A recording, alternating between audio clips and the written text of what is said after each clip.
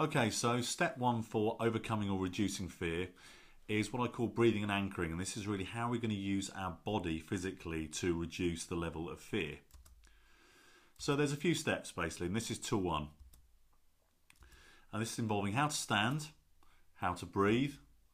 We're going to create what I call a Powerball anchor, and I'm also going to talk about how you can use sounds or music to help with reducing fear. So how do we stand? Well, how we use our body is absolutely key.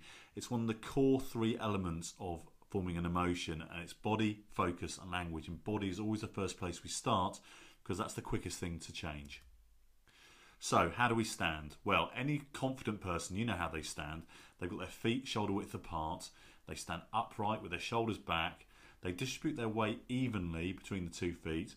What I suggest then is actually wiggle your toes to really reinforce the contact with the ground.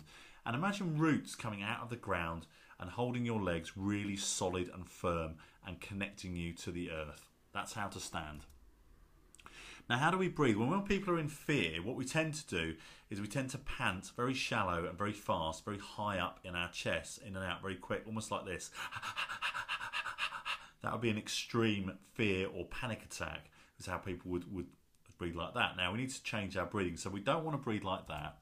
The way to breathe is to shift our breathing down to our belly, and we actually breathe in a certain way, and this is how people in the East breathe, and also if you look at small babies when they breathe, this is how they breathe as well, and it's called belly breathing. So when we breathe in, our tummy actually expands, and it's like we're filling a balloon, and when we breathe out, it's like that balloon is flattening. You might want to practice that sitting where you are now. So breathe in and fill the balloon, and breathe out and flatten the balloon, and just try that a few times. This is going to feel probably quite strange for most of you because in the Western world we tend to breathe by pulling our chests in high to breathe in, and then we drop it down to release it, and that's really going to not help with dealing with the level of fear. So we need to practice belly breathing. So in, fill the balloon, and out, flatten the balloon. So I talked before about panting. When people have panic attacks or have a very extreme fear response, what they tend to do is to pant.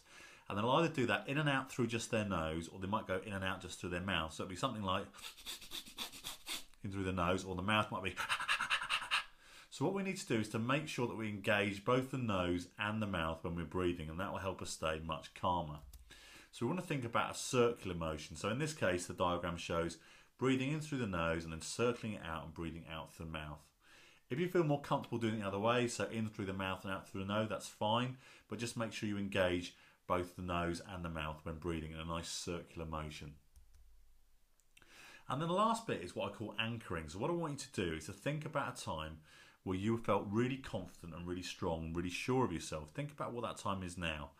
If you're struggling with a memory, then think about someone that you know is confident and strong. But what I want you to do now is just gently close your eyes and think about a time when you felt really, really confident and strong. See the pictures through your eyes. See them in bright, bold colours. See them close up. Think about what you're saying to yourself. Think about what others might have been saying to you. And think about where confidence shows up in your body, what that feeling is like. And as you do that, I want to squeeze your thumb and forefinger of your right hand together just gently. That's it. And then just double those feelings of confidence and strength. Make the pictures even bolder and brighter. Think about all the awesome things you were saying to yourself and all the great things people were saying to you, and really intensify that feeling of confidence, and just squeeze your thumb and forefinger of your right hand together just one more time. We're creating an anchor. That's great. Just gently open your eyes a second. So anytime when we're standing, we're trying to reduce fear. What we can do is get the stance right, get the breathing right, and then just squeeze our little anchor there with our thumb and forefinger and release those feelings of being confident and strong. And the more you practice putting more confidence and strength into that anchor in your fingers, the more benefit you'll get when you squeeze it, when you need to reduce fear. What I want you to do is to think about other sounds or music that make you feel confident and strong as well. And when you listen to those sounds of music, squeeze your thumb and forefinger together as well, because you're adding to your anchor. So after you've listened to this video, you might want to pick out a few songs on your iPod or on your stereo that make you feel really upbeat and really confident and really strong. And when you listen to those music, just squeeze your thumb and forefinger together, and that will just increase the power of the anchor. So that's the power of using sounds or music to add into these feelings of confidence and strength. So a quick recap. To stand, we stand with feet shoulder width apart. We stand upright with our shoulders back. We put even weight on our feet. We wiggle our toes, feel connected with the earth, and we imagine roots coming out of the ground and holding us safe and strong. How do we breathe? We breathe down in our bellies. We breathe in and fill out the balloon, and we breathe out and we flatten the balloon. We breathe by circling the air between our nose and our mouth. In this case, through the nose and out through the mouth. You can do it the other way if that's better for you, but remember to circle the breathing. And then finally, create this anchor of being confident and strong. Keep adding to that anchor. For when you need to draw on it, you just squeeze your thumb and forefinger together, and that will reduce the levels of anxiety or fear.